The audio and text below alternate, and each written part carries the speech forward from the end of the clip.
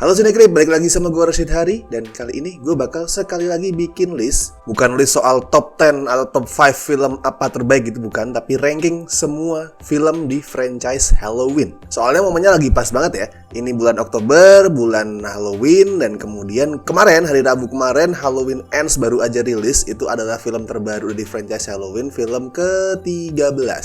Gue bakal ranking semua 13 film itu karena gue emang suka banget sih sama slasher. Makanya bisa khatam gitu ya untuk franchise Halloween. Walau sebenarnya di franchise lain juga sama sih, Friday the 13th, Texas Chainsaw Massacre, Nightmare on Elm Street, Hatchet. Semua gue tonton karena gue suka slasher, tapi karena itu tadi momennya lagi pas mendekati Halloween dan film barunya baru rilis.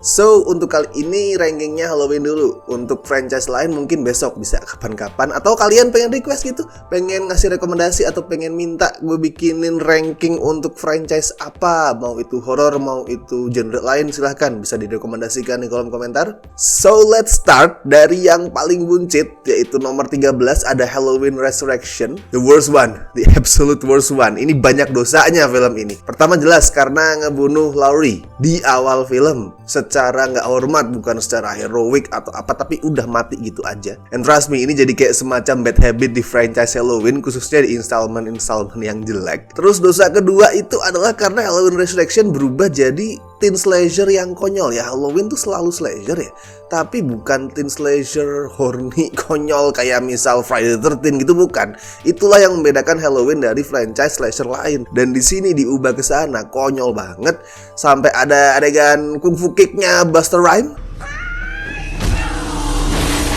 Dan ketiga, ini ngerusak pencapaian Halloween H2O yang berhasil ngebangkitin franchise-nya, termasuk dengan nge-retcon, nge-cancel, ngubah, membatalkan atau apapun istilahnya ending dari Halloween H2O itu.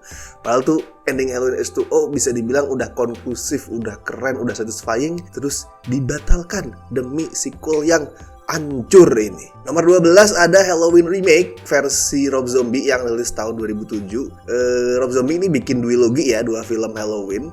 Dan itu adalah duologi yang sangat divisif, yang sangat memecah fans. Jadi ada fans yang emang jatuh cinta, suka banget sama bikinannya Rob Zombie karena bisa memodifikasi franchise-nya. Tapi ada juga yang benci banget karena memodifikasi franchise-nya ya. Gue termasuk yang kedua sih, gue termasuk yang kesel sama Rob Zombie karena dia tuh berusaha keras, kelihatan pinter, berusaha bikin filmnya itu deep gimana gitu, pakai elemen-elemen simbolisme, pakai psikologi, tapi naskahnya jelek. Jadi bukannya kelihatan pinter, malah sebaliknya kelihatan bodoh banget ini film. Terus nomor 11 ada sequelnya, yaitu Halloween 2 yang rilis 2 tahun kemudian, tahun 2009. Alasannya sama sih.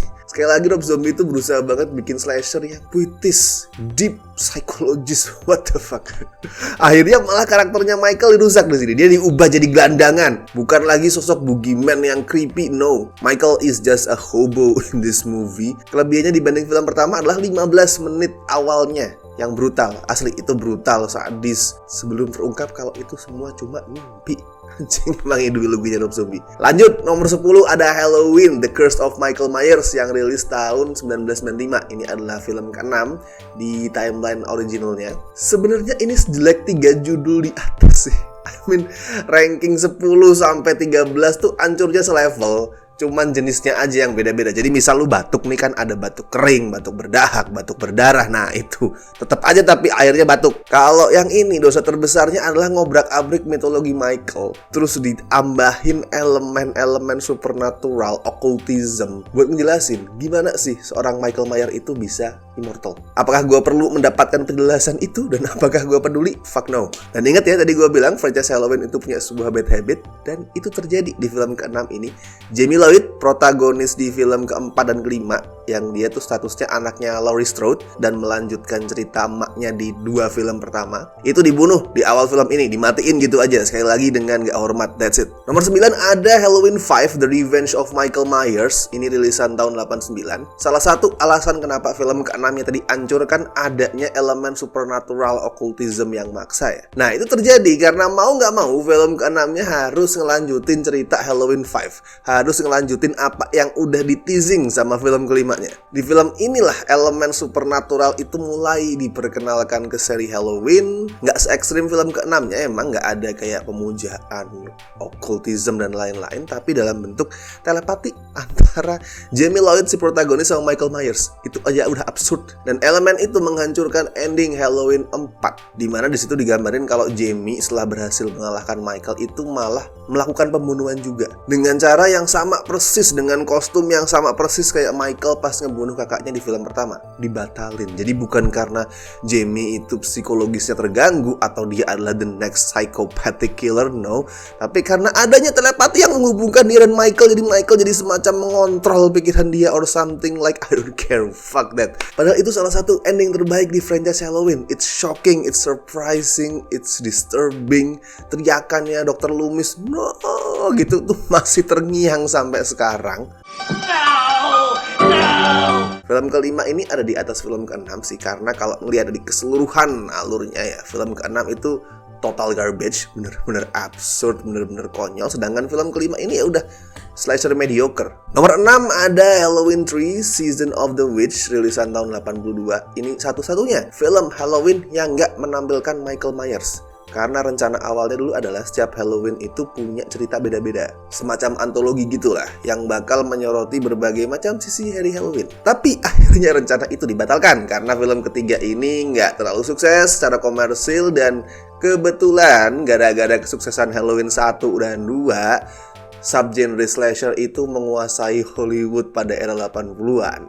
Jason Voorhees, Freddy Krueger itu langsung menancapkan cengkraman mereka, kekuasaan mereka di industri, sedangkan Michael Myers hilang di film ketiga. That's why akhirnya Michael balik lagi di film keempat. Film ketiga ini tapi sebenarnya nggak jelek loh. Ya standar horor supernatural bertema penyihir dan kutukan lah, dengan gaya 80s ya yang silly tapi standar. Ada beberapa adegan yang creepy, walaupun part paling creepy buat gue malah terjadi karena alasan yang salah. Karakter utamanya kan adalah seorang dokter tuh, umurnya mungkin sekitar 50 something, 50-an, dan dia ngefek sama cewek yang umurnya baru 20-an awal. It's legal, itu legal ya. Gue gak mempermasalahkan jarak usia or something, no. Yang gue permasalahkan adalah gini, mereka tuh baru kenal. Dan perkenalan itu terjadi karena si cewek ini minta bantuan si dokter buat menyelidiki kematian ayah dia yang terjadi secara misterius. Nah di tengah proses penyelidikan itu yang baru berjalan mungkin 2 harian, belum nyampe 3 hari, tiba-tiba si cewek tuh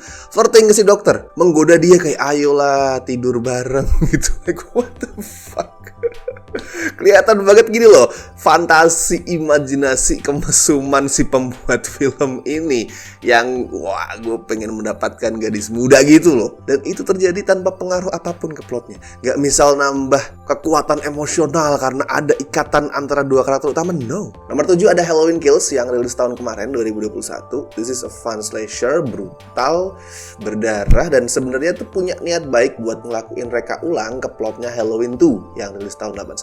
Which is itu adalah salah satu sequel slasher paling unik yang pernah gue tonton. Ntar akan gue bahas kenapanya. Tapi sayang Halloween Kills ini dalam hal bercerita untuk meniru Halloween tuh agak kurang oke. Dan Laurie absen hampir di sepanjang film.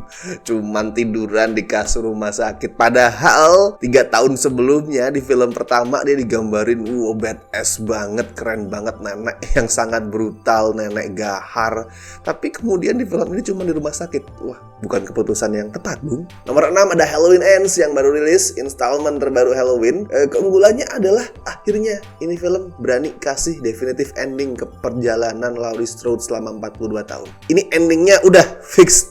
tamat. Kalau misalkan Halloween mau lanjut palingan di reboot atau dengan karakter yang totally new gitu. Tapi ini udah tamat di sini. Dan Halloween Ends ini juga bentuk tribute ya. Tribute bukan cuma ke franchise Halloween secara keseluruhan, tapi juga ke filmografinya John Carpenter yang bikin Halloween pertama. Plotnya nih semacam modifikasi dari Christine bikinan Carpenter. Terus ada juga reference ke film kayak The Fog, The Thing. Sayang, sejam pertamanya bikin capek. Ada niat buat explore soal victim blaming, trauma, terus gimana sih kejahatan itu ada dua penyebab.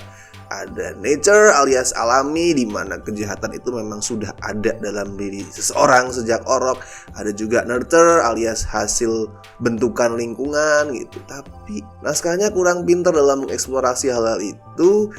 Dan sejam pertama hampir nggak ada bunuh-bunuhan. Sungguh, gue sampai sempat lupa ini gue lagi nonton slasher Halloween. Karena Michael sendiri baru mulai ngebunuhin orang itu setelah durasinya mungkin 50-an menit lah. But still, this is a satisfying conclusion. Nomor 5 ada Halloween 4, The Return of Michael Myers, rilisan 88. Yang tadi udah gue bilang bahwa ini menandai kembalinya Michael Myers setelah dia absen di film ketiga. Dan buat gue ini film Halloween paling underrated. Treatmentnya emang berubah ya. Di saat film pertama dan kedua itu lebih atmosferik, lebih psikologis, Halloween 4 ini lebih deket ke slasher mainstream yang intinya bunuh-bunuhan sadis mungkin. Tapi karena itu jadi fun, bodoh tapi seru. Dan metode pembunuhannya itu over the top, berlebihan, brutal, tapi kreatif juga. Dan jumpscare-nya efektif. Kayak tadi udah gue bilang, endingnya shocking. Terus pergantian protagonis dari Laurie ke anaknya, Jamie Lloyd, itu surprisingly berhasil. Padahal Jamie Lloyd masih bocah. Jadi kerasa fresh, apalagi aktingnya Daniel Harris tuh bagus banget. Nomor 4 ada Halloween 2, rilisan tahun 1981. Tadi udah gue bilang ya, ini sequel slasher yang sangat unik. Karena gini, biasanya sequel slasher itu ada time jump di awal film. Jadi ada jeda tuh, misal berapa hari, minggu, bulan, bahkan mungkin tahun dibanding film sebelumnya. Tujuannya adalah biar bebas ngebawa ceritanya itu kemanapun atau mengulangi apa yang terjadi di film sebelumnya. Tapi Halloween 2 ini enggak. Alurnya terjadi tepat setelah Halloween pertama kelar. Berkat itu intensitasnya kejaga. Apalagi ceritanya tuh bukan sebatas ngasih lihat Michael ngebunuhin orang enggak, tapi menyoroti kepanikan massa yang terjadi di Haddonfield. Gue bisa ngerasa ini gimana tegangnya satu kota Haddonfield itu setelah pembantaian di film pertama. Gimana warga kota itu panik, takut, bahkan marah sama apa yang dilakuin Michael. Terus beberapa dari mereka mulai berkeliling kota, berburu Michael, dan sering makan korban yang salah. Kayak ada orang pakai topeng mirip sama Michael ditembak mati gitu. Jadi bener-bener kerasa chaos banget kota itu. Kayak kota yang lagi ada di fase gawat darurat gitu istilahnya. Dan itu bikin filmnya intens. Nomor 3 ada Halloween H2O 20 Years Later, rilisan 98. Bad title but a good movie. Ini sequel buat dua film pertamanya ya, alias film ketiga of course itu karena beda. Terus film keempat, 5, 6 dianggap nggak ada. Dan fokusnya balik lagi ke Laurie Strode yang sekarang karakternya udah berkembang. Kalau di film 1 dan 2 itu dia adalah survivor biasa, gadis muda biasa, tapi dia gigih dan berani. Nah di sini dia udah bener-bener sepenuhnya berubah jadi cewek yang tangguh, yang siap untuk berhadapan satu lawan Michael. Dan karena itu banyak adegan epic yang ngeliatin pertarungan antara Laurie sama Michael. Dan endingnya satisfying, asli suka banget tuh gue, endingnya keren. Sampai kemudian dirusak sama Halloween Resurrection. Nomor 2 ada Halloween versi 2018. Ini sebenarnya semacam upgrade ya dari Halloween H2O. Ngelakuin hal yang gak jauh beda tapi dengan lebih baik. Bedanya kalau Halloween H2O itu adalah sequel untuk film keduanya. Halloween 2018 ini adalah sequel untuk film pertamanya. Nah, bingung gak? Jadi kalau Halloween H2O nih, yang dianggap gak ada adalah film ke-3 sampai ke-6. Film ke-1 dan ke-2 itu ada. Sedangkan Halloween 2018 yang dianggap ada itu hanya film pertama. Film ke-2 sampai ke-6, terus Halloween H2O Resurrection itu gak ada semuanya. Ribet timelinenya, yes, selamat datang di franchise Halloween. Tapi intinya ini film yang bagus. Treatmentnya balik lagi ke gayanya Carpenter tahun 78, lebih menekankan ke atmosfer. Terus David Gordon Green, si sutradara itu jago banget mainin spot-spot gelap di frame buat ngebangun ketegangan. Ceritanya juga kuat, mengangkat konflik 3 generasi perempuan yang sama-sama punya pergolakan batin. Dan klimaksnya, wow, itu adalah klimaks paling keren sepanjang sejarah franchise Halloween. Happy Halloween, Michael. Itu di bioskop waktu itu gue tepuk tangan sambil nangis tuh, anjing. Keren banget. Nomor 1 jelas ya, Halloween pertama tahun 1978 bikinan John Carpenter, the original, the absolute best one. Di sini sosok Michael masih jadi figur misterius yang creepy, yang diam-diam itu stalking si Laurie, cuman berdiri, bahkan nggak cuma malam hari tapi juga di siang bolong. Dan itu kenapa filmnya serem. Soalnya kengerian kayak gitu bisa banget terjadi di dunia nyata. Ya konteksnya nggak harus melulu soal orang pembunuh bertopeng ya, nggak. Tapi ada cowok misterius yang dia itu stalking cewek kemanapun cewek itu pergi tanpa alasan yang jelas, nggak tahu kenapa, nggak tahu tujuannya nanti mau diapain tuh cewek. Itu bisa banget terjadi di realita. That's why this is scary. Dan ini adalah film yang influential. Psycho-nya Alfred Hitchcock boleh jadi film slasher pertama. Texas Chainsaw Massacre boleh rilis 4 tahun sebelumnya. Tapi Halloween inilah yang ngangkat popularitas dan status subgenre slasher. Sampai slasher itu bisa menguasai 80-an, bisa booming banget. Itu ya berkat Halloween. Oke, akhirnya selesai juga. Gue ngeranking semua film Halloween dari yang pertama sampai yang terakhir. Kalau kalian punya versi kalian sendiri, ranking versi kalian sendiri, go ahead, silahkan tulis di kolom komentar. Atau kayak tadi gue bilang, misal kalian pengen request gue harus bikin ranking untuk franchise film apalagi, silahkan rekomendasikan juga. Oh dan thank you buat yang udah memencet tombol super thanks kemarin. Terima kasih, gue dan tim Cinecrip lainnya sangat berterima kasih untuk itu. Thank you udah nyawer kami. Kalau masih ada yang mau nyawer lagi, silakan go ahead. Dan kami sangat berterima kasih. So, gue Rashid Hari and see you in the next video.